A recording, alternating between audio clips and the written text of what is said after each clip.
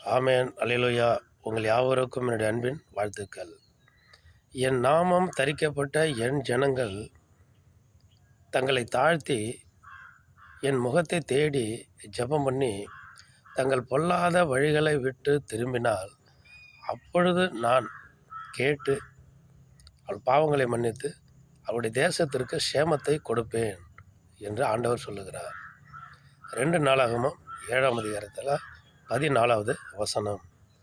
அப்போது என் நாமம் தரிக்கப்பட்ட இயேசு கிறிஸ்துடைய நாமம் தரிக்கப்பட்ட அவருடைய நாமத்தினால் வார்த்தையினால் மீட்டுக்கொள்ளப்பட்ட நம்ம ஒவ்வொரு கர்த்தருடைய பிள்ளைகளாகி நம்ம பாவங்களை விட்டு, நம்ம அக்கிரமங்களை விட்டு, நம்ம அநியாயங்களை விட்டு, நம்ம மேட்டிமைகளை விட்டு, நம்ம அகந்தைகளை விட்டு மனம் திரும்பி பரிசுத்தமாக கீழ்ப்படிதலோடு வாழ்ந்தால், நம்ம விண்ணப்பங்கள் எந்த விண்ணப்பங்களாக இருந்தாலும் ஆண்டவர் கேட்டு நமக்கு நன்மை செய்கிறது மாத்திரமல்ல, நம்ம தேசத்திற்கும் நம்ம நாட்டுக்கும் நம்ம பட்டணத்திற்கும் நம்ம கிராமத்திற்கும் நம்ம வீட்டுக்கும் அவர் என்ன பண்ணுகிறார், நம்மளுடைய ஆலயத்திற்கும் அவர் நன்மை செய்கிறார் என்று எழுதப்பட்டிருக்கிறது.